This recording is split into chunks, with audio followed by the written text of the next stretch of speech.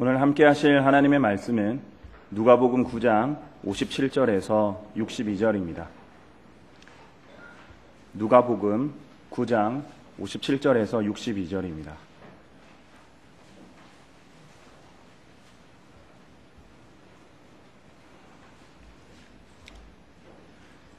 그들이 길을 가고 있을 때 어떤 사람이 주께 말씀드리기를 주여 주께서 어디로 가시든지 내가 따르겠나이다 라고 하니 예수께서 그에게 말씀하시기를 여우들도 굴이 있고 공중의 새들도 보금자리가 있지만 인자는 자기 머리 둘 곳조차 없노라고 하시며 다른 사람에게 말씀하시기를 나를 따르라고 하시더라. 그러나 그가 말씀드리기를 주여 나로 먼저 가서 내 아버지를 장사 지내게 하옵소서 라고 하니 예수께서 그에게 말씀하시기를 죽은 자들로 그들의 죽은 자를 장사 지내게 하고 너는 가서 하나님의 나라를 전파하라고 하시니라. 또 다른 사람도 말씀드리기를 주여 내가 주를 따르겠나이다. 그러나 먼저 내 집에 있는 가족에게 작별을 고하게 하여 주소서라고 하니 예수께서 그에게 말씀하시기를 손에 쟁기를 잡고 뒤를 돌아보는 자는 하나님의 나라에 적합하지 아니하노라고 하시니라. 저는 오늘 본문 말씀을 가지고 나를 따르라 란 제목의 설교를 하도록 하겠습니다. 말씀을 위해서 기도하겠습니다. 오늘 하루 동안 말씀으로 교제해 주시고 만왕의 왕이며 만주의 주이신 주님을 섬길 수 있도록 특권을 주신 은혜에 감사와 찬양을 드립니다. 주님, 저희가 각자의 기도 제목을 가지고 나왔습니다. 주님께서 합당하게 보시고 주님의 뜻대로 응답해 주시길 간구드립니다. 또한 서로를 위한 중보 기도가 울려 퍼질 때 주님께서 그 기도들을 통해서 이 교회를 든든히 세움받게 해주시길 간구드립니다. 이제 말씀이 선포됩니다. 주님께서 조명을 주셔서 모두가 쉽게 깨달을 수 있도록 인도해 주실 간구드립니다. 그리하여 우리 성도들 모두가 모든 선한 일에 철저히 구비되는 일꾼들로 성장시켜 주시길 간구드립니다. 주님께 이 시간 의탁드리오며 모든 마귀의 공격으로부터 지켜 보호해 주시길 간구드립니다. 위대하신 주 예수 그리스도의 이름으로 기도드렸습니다. 아멘. 오늘 본문에서 반복하여 사용되는 용어는 따르다입니다. 57절과 59절, 61절에서 모두 등장합니다. 미 육군 보병학교의 표어는 나를 따르라입니다. 대한민국 육군 보병학교 역시 마찬가지입니다. 그리스도의 군사들에게도 구원의 대장이신 주님께서는 나를 따르라고 말씀하셨습니다. 바울이 그리스도인의 전신 갑옷을 묘사할 때에도 당시의 보병을 모델로 제시한 것입니다. 주님을 따르는 자는 그리스도의 군사이자 제자입니다. 애초에 제자라는 말, 즉 디사이플이라는 말은 원래 훈련이라는 의미의 디스플린에서 왔습니다. 제자와 군사는 불가분의 관계에 있으며 훈련은 명령에 복종하는 것을 말합니다. 군인의 제1수칙은 사령관의 명령에 복종하는 것입니다. 1차 대전이 끝난 뒤 패전국 독일은 10만 명의 병력만을 보유할 수 있도록 규제받았습니다. 이전에 총병력 250만 명이었던 데에 비해 크게 줄었던 것입니다. 하지만 독일은 이를 통해 군대를 소수 정예로 만들었습니다. 남아있는 군인들은 예전에 여러 사람이 나누어 하던 일을 모두 할 수 있는 능력을 기르도록 혹독하게 훈련받았습니다. 이후에 히틀러가 4년 만에 300만 명의 대군으로 전력을 급상승시킬 수 있었던 것도 이 때문이었습니다. 2차 대전에서 연합군이 최후의 승자가 되긴 했지만 대부분의 전투들에서는 소수의 독일군이 다수의 연합군과 싸워 승리했습니다. 전쟁사 연구가인 크레벨드에 따르면 개인 대 개인을 비교했을 때 독일 육군 병사들은 자신들이 당했던 것보다 약 2배의 손실을 연합군들에게 계속해서 가하였다고 합니다. 심지어 전투에서 패할 때조차도 독일군은 적군에게 더 큰 피해를 입혔습니다. 특히 독일의 롬멜 장군은 군사들을 엄격하게 훈련시키기로 유명했습니다. 그는 훈련 시에도 뒤에 서 있지 않고 현장에서 진두지휘함으로써 그의 부대가 적의 총알을 무서워하지 않고 전진하도록 단련시켰습니다.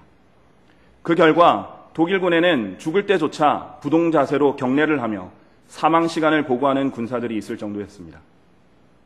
그런데 그들이 따랐던 대상은 누구였습니까? 바로 히틀러였습니다. 사악한 학살자인 총통을 위해서 독일군은 고된 훈련을 견디며 충성을 마다하지 않았던 것입니다. 하물며 만왕의 왕이요 만주의 주이며 온 우주의 총사령관이신 우리 주 예수 그리스도를 따르는 데 있어서 우리의 자세는 어떠해야겠습니까? 구원과 주님을 따르는 것은 다릅니다. 구원은 값없는 선물입니다. 하나님께서 먼저 제시하신 선물을 받아들이기만 하면 되기 때문에 이처럼 쉬운 것은 없습니다. 하지만 주님을 따르는 데는 값을 지불해야 합니다. 자기 십자가를 지고 자기를 부인하고 주님께 복종해야 합니다. 그리하여 그리스도의 인격을 형성해 가야 합니다. 밥존 시니어는 다음과 같이 말했습니다. 제 아무리 어리석은 사람일지라도 1분 안에 구원받을 수 있다. 하지만 세월의 풍파에 맞설 수 있는 그리스도의 인격을 형성하는 데는 평생의 분투와 기도와 자기 부인이 필요하다. 그리스도의 인격을 형성하는 방법은 성령님의 통제 속에서 주님을 위해 자신이 원하지 않는 것을 하도록 스스로 복종케 하는 것이고, 자신이 원하는 것을 하지 않도록 자신을 훈련하는 것입니다. 다른 방법은 없습니다. 그리스도의 인격을 나타내는 성령의 열매는 경건의 훈련을 통해서 나오는 것입니다. 그러므로 그리스도를 따르는 군사들은 주님의 작품으로서 하나님의 연단의 자국이 있어야 합니다. 하나님께서 끌로 깎아낸 자국을 지녀야 하며, 불순물들을 떼어내기 위해 내려치신 망치 자국이 있어야 하며, 물레 위에서 빚어지는 동안 주님의 손길이 묻어나야 합니다. 그러므로 저는 오늘 본문을 통해 주님께서 직접 자신을 따르는 데 필요하다고 제시하신 3가지 요소들을 살펴볼 것입니다. 그리하여 우리가 그리스도의 군사이자 제자로서 면모를 갖추게 되는 귀한 시간이 되기를 바랍니다. 나를 따르라. 첫째로 자기를 부인해야 합니다. 57절에 등장하는 첫 번째 인물은 길을 가고 계신 주님께 먼저 찾아와서 주님을 따르겠다고 말씀드릴 만큼 열성이 있는 사람이었습니다. 주님을 따르고자 하는 것은 좋은 동기입니다. 선한 일을 사모하는 것입니다. 정말로 가치 있는 일이 무엇인지를 아는 사람입니다. 특히 차지도 않고 덥지도 않은 미지근한 이 라오디케아 교회 시대에는 더욱 귀한 사람인 것입니다. 하지만 본문에 등장한 이 사람의 문제는 자신이 결심한 것에 대한 결과를 심사숙고해 보지 않았던 것입니다. 어디든지 따라가겠다고 호기롭게 말을 해놓고 주님께서 그래? 나를 따라오면 집도 없을 수 있고 제대로 누울 곳조차 없을 수 있다 라고 말씀하실 때 막혀버린 것입니다. 성경에서 여우들과 공중의 새들은 마귀들이나 그들의 세력들을 말할 때 비유되는 동물들입니다. 즉 마귀와 그의 세력들은 이 땅 위에서 육체적인 안락에 관해서는 하나님의 자녀들보다 더 잘 지낼 수 있다는 것입니다. 시편 73편에는 아삽이 악인의 번영을 보았을 때 시기함으로써 거의 실족할 뻔했다고 고백합니다. 그리스도인은 이 땅에서 안락을 누리며 호의호식하는 사람들이 아닙니다. 그리스도인의 보상은 하늘에 있으며 그 영광이 너무나 크기에 이 땅에서는 고난도 받아야 합니다. 그러나 이를 숙고하지 않고 주님을 따르겠다고 나서게 되면 실족할 수 있다는 사실을 알아야 합니다. 성경은 실로 그리스도 예수 안에서 경건하게 살고자 하는 모든 사람은 박해를 받을 것이라고 말씀하셨습니다. 몇 명만 대표로 박해를 받는 것이 아니라 경건하게 살고자 하는 모든 사람이 박해를 받는 것입니다. 그리스도께서 우리에게 따르라고 남겨놓으신 발자취는 고난의 발자취입니다. 1914년 12월 5일 남극 횡단행 인듀어런스호의 선원 모집 광고가 신문에 게재되었습니다. 내용은 다음과 같습니다. 대단히 위험한 탐험에 동참할 사람 구함. 급여는 쥐꼬리만함. 혹독한 추위와 암흑과도 같은 세계에서 여러 날을 보내야 됨. 탐험 기간 동안 위험은 끊임없이 계속될 것이며 무사히 귀환할 것이라는 보장도 없음. 보상은 성공 후의 영광과 안정뿐이다. 이 같은 광고에도 총 27명의 선원들이 모였고 그들은 남극을 향해 출항할 수 있었습니다. 만약 이와 같이 사도 바울이 자신의 동력자를 모집하는 광고를 냈다면 아마 다음과 같았을 것입니다. 그리스도의 고난에 동참할 군사들을 모집합니다. 섬김에 있어서 매를 헤아릴 수 없이 맞을 수도 있습니다. 죽을 고비는 상시에 찾아올 수 있으며 어디에서 몽둥이나 돌이 날아올지 모릅니다. 감옥을 집보다 더 많이 다녀야 할 수 있으며 춥고 헐벗을 수 있으니 외투를 가져오십시오. 인내와 한란과 궁핍 가운데서도 끝까지 주님을 따라갈 사람들을 모집합니다. 보상은 확실합니다. 하나님께서 친히 면류관들을 주실 것이며 썩지 않는 영원한 재물들을 얻게 될 것입니다. 천년왕국에서는 통치자로서 주님과 함께 통치할 것입니다. 고난의 교제를 통해 주님을 알게 되고 그리스도를 얻을 수 있습니다. 어떻습니까? 여러분은 지원하시겠습니까? 주님을 따르기 위해서는 이와 같은 고난에 대해서 충분히 숙고해야 합니다. 누가복음 14장에는 주님께서 자신을 따라오는 것이 마치 건축하는 것과 같다고 말씀하셨습니다.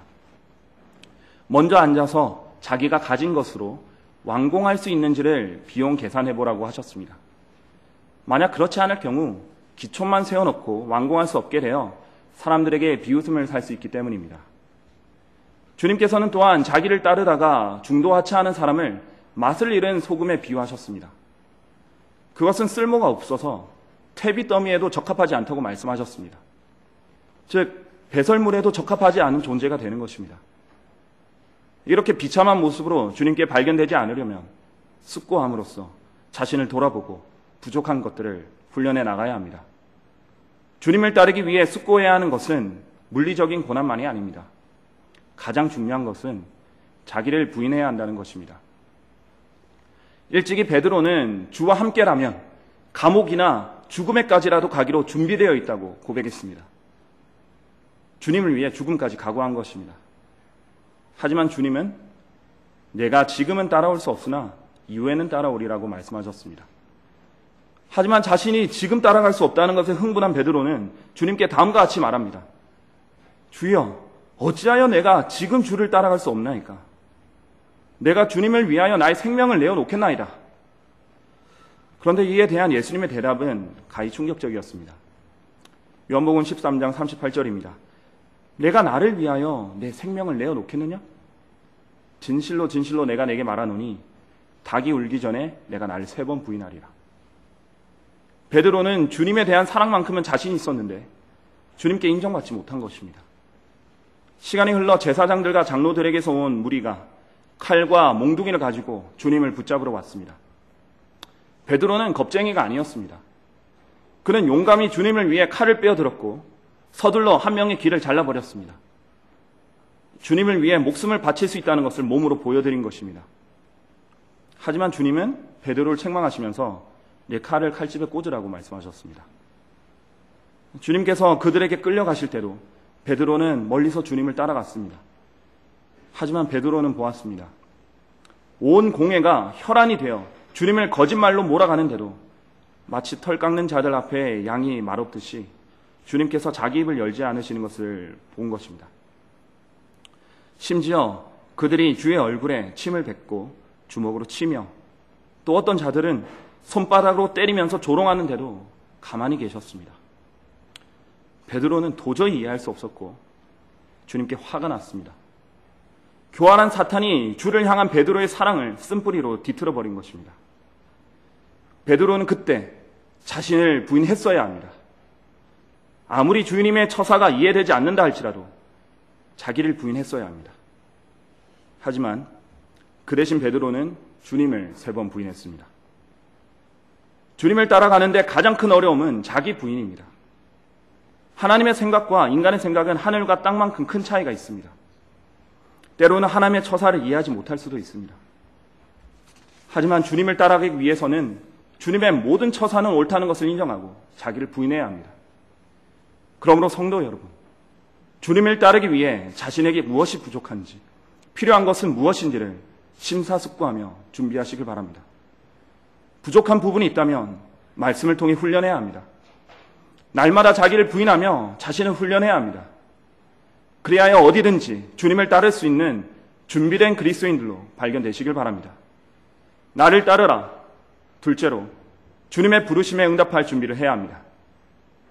본문 59절의 두 번째 사람에게는 첫째와 마지막 사람들과는 다르게 주님께서 먼저 나를 따르라고 명령하셨습니다. 하지만 그는 먼저 아버지의 장례를 치르게 해달라고 요청했고 주님은 죽은 자들로 그들의 죽은 자를 장사 지내게 하고 너는 가서 하나님의 나라를 전파하라고 말씀하셨습니다.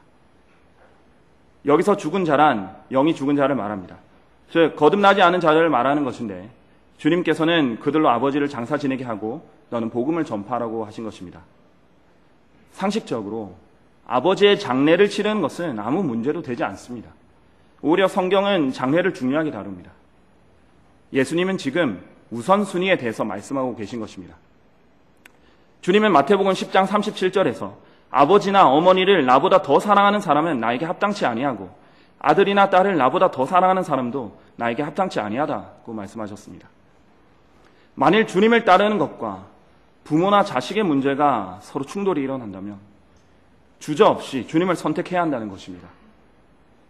예수님께서 갈릴리 어부들을 부르셨을 때 그들은 즉시 배와 아버지를 남겨두고 주님을 따라갔습니다. 세리 마태는 주님께서 나를 따라오라고 하시자 모든 것을 버려두고 일어나서 주님을 따라갔습니다. 주님께서 원하시는 제자들은 바로 주님이 부르실 때 주저없이 네 하고 따를 수 있는 사람들입니다. 그러나 많은 사람들이 주님께서 부르실 때 다른 것을 먼저 제시합니다. 먼저 취업부터 하겠습니다. 먼저 결혼부터 하겠습니다. 먼저 돈을 좀 벌겠습니다. 먼저 아이들부터 키우겠습니다. 하나님께서는 우리가 뛰어난 사람들이라서 부르신 것이 아닙니다. 우리의 부르심을 보면 육신을 따라 지혜로운 자가 많지 않고 권력 있는 자도 많지 않으며 좋은 가문에서 태어난 자도 많지 않습니다. 그러나 만왕의 왕 만주의 주께서 약하고 천하고 멸시받는 우리를 그분을 따르도록 불러주신 것입니다. 온 우주에 이보다 더 중요한 것은 없습니다. 주저하기는커녕 오히려 기쁨으로 주를 따라가야 하지 않겠습니까? 우리를 예수 그리스도의 훌륭한 군사로서 불러주셨는데 어찌 전쟁에 임하는 자가 이생의 일들에 얽매이겠습니까? 그러므로 우리 구원의 대장이신 주 예수 그리스도를 기쁨으로 따라갑시다. 그분이 부르실 때 네 주님 제가 여기 있습니다 하고 따라갈 수 있도록 늘 대비합시다. 나를 따르라. 셋째로 뒤돌아보지 말아야 합니다. 본문 61절 62절입니다. 또 다른 사람도 말씀드리기를 주여 내가 주를 따르겠나이다. 그러나 먼저 내 집에 있는 가족에게 작별을 고하게 하여 주소서라고 하니 예수께서 그에게 말씀하시기를 손에 쟁기를 잡고 뒤를 돌아보는 자는 하나님의 나라에 적합하지 아니하노라고 하시니라. 세 번째 사람은 자신이 먼저 주님을 따르겠다 해놓고 돌아가서 가족에게 작별을 고하게 해달라고 요청했습니다. 예수님은 그에게 뒤를 돌아보는 자는 하나님의 나라에 적합하지 않다고 따끔하게 지적하셨습니다. 일단 예수님을 따르기 시작했다면 더 이상 옛 생활에 미련을 두어서는 안 됩니다. 주님의 일을 위해 쟁기를 잡았는데 자꾸 뒤를 흘끔흘끔 돌아보면서 나아간다면 고랑이 이리저리 비뚤어질 수밖에 없는 것입니다. 하나님의 일꾼은 뒤에 있는 것은 잊어버리고 앞에 놓인 표대만을 바라보고 나아가야 하는 것입니다. 성경은 뒤를 보는 것에 대해 경고하며 롯의 아내를 기억하라고 말합니다. 하나님께서는 죄악으로 인해 곧 심판받을 소돔으로부터 롯의 가족을 건져내 주셨습니다. 그들에게 요구된 것은 뒤돌아보지 말고 이 악한 곳으로부터 피하라는 것이었습니다. 하지만 롯의 아내는 소돔에 두고 온 것들이 아쉬웠습니다. 어렵게 장만한 집, 옷장에 가득한 옷들, 자신이 즐기던 여가 생활, 함께 놀았던 옛 친구들 등이 생각났습니다. 그때 갑자기 하늘에서 유황과 불이 비처럼 내려와 소돔을 강타했습니다. 분명히 천사가 뒤돌아보지 말라고 경고했음에도 불구하고 뒤돌아보지 않을 수 없었던 것입니다. 그녀는 소돔이 불타고 있는 바로 그 순간에도 그녀의 옛생활이 너무나 아쉬웠던 것입니다. 결국 그녀는 소금 기둥이 되어버렸고 이미 잿더미가 되어버린 것들 때문에 그녀는 생명을 잃었습니다. 롯의 아내의 행동은 우리에게 큰 교훈을 줍니다. 이 세상의 운명은 정해져 있습니다. 땅은 세상과 그 안에 있는 모든 것들과 함께 불타버릴 것입니다. 그러므로 하나님께서는 없어져 버릴 세상의 영광이 아닌 영원한 영광을 주시고자 이 악한 세상으로부터 우리를 구해 주셨습니다. 그러나 만일 누군가가 잿더미가 되어버릴 세상의 미련을 두고 뒤를 돌아본다면 그 사람이 그리스도의 심판석에서 받게 될 것은 다 타버리고 남은 잿더미일 것입니다. 성경에는 본문의 세 번째 사람과 대조되는 한 인물이 있습니다. 그는 엘리사입니다. 엘리사가 수소들을 앞세워 밭을 갈고 있을 때였습니다. 하나님의 명령에 따라 엘리야가 엘리사를 후계자로 부릅니다. 그때 엘리사는 엘리야에게 다음과 같이 말합니다. 열왕기상 19장 20절입니다. 내가 청하오니 나로 내 아버지와 내 어머니에게 입맞추게 하소서. 그런 후에 내가 당신을 따르리이다. 엘리사는 본문에서 가족에게 작별을 고하게 해달라고 한 사람처럼 똑같이 가족에게 작별 인사를 요청한 것입니다. 하지만 엘리야의 반응은 예수님의 반응처럼 부정적이지 않았습니다. 그 이유는 엘리사의 마음의 동기가 달랐기 때문입니다. 그는 옛 생활을 아쉬워하여 뒤를 돌아본 것이 아니었습니다. 엘리사는 돌아가서 자신이 생업으로 사용하던 수소들을 죽였습니다. 그리고 자신의 농기구들을 불태워 그것으로 수소들의 고기를 끓여 사람들에게 나누어 주었습니다. 그리고 나서 그는 엘리야를 따랐습니다. 엘리사는 오히려 옛 생활의 모든 것을 처분하였던 것입니다. 뒤를 돌아볼 여지를 남겨두지 않기 위해 옛 것들을 모두 깨뜨리고 불태웠습니다. 많은 사람들의 문제는 그들이 주님을 따른다고 했을 때 언제든 옛 생활에 돌아갈 수 있도록 한쪽 길을 열어둔다는 것입니다.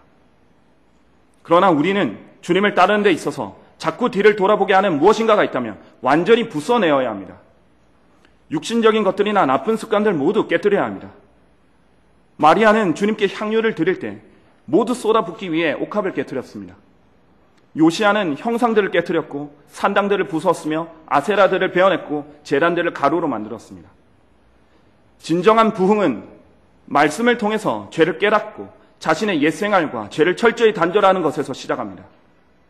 그리스도의 군사는 세상에 대해서는 배수진을 치고 대장의 명령에 따라 앞으로 전진 또 전진해야 합니다. 결론을 맺겠습니다. 본문 바로 뒤에 있는 누가복음 10장 1절에는 주님께서 70명의 일꾼들을 임명하시는 장면이 나옵니다. 본문에서 주님은 제자도에 대한 테스트를 하셨고 이후에 임명된 일꾼들이 70명밖에 되지 않았던 것입니다. 12제자를 포함하면 주님의 일꾼은 82명의 소수였습니다. 주님이 보시기에 밭은 이미 하얗게 되어 추수만을 기다리고 있는 곡식으로 가득했지만 일꾼들이 너무 적었습니다. 예수님은 안타까운 마음으로 다음과 같이 말씀하셨습니다. 참으로 추수할 것은 많으나 일꾼들이 적도다. 그러므로 너희는 추수해 주께 기도하여 추수할 일꾼들을 보내주시라고 하라. 마태복음 20장에 따르면 주님은 일꾼을 구하러 아침 일찍부터 나가서 찾으십니다. 제3시경에도 나가서 찾으시고 제6시, 제9시에도 나가서 찾으십니다. 일이 끝나기 1시간밖에 남지 않은 제11시경까지 나가서 일꾼들을 찾으셨습니다. 마지막 시대를 살고 있는 우리에게는 이제 일할 수 없는 밤이 오기까지 1시간도 채 남지 않았습니다. 그러나 주님은 지금도 일꾼들을 찾고 계십니다. 하지만 곡식들의 수보다 일꾼들의 수가 터무니없이 부족하기만 합니다. 지금 세상에는 수많은 곡식들이 하얗게 익어 있습니다.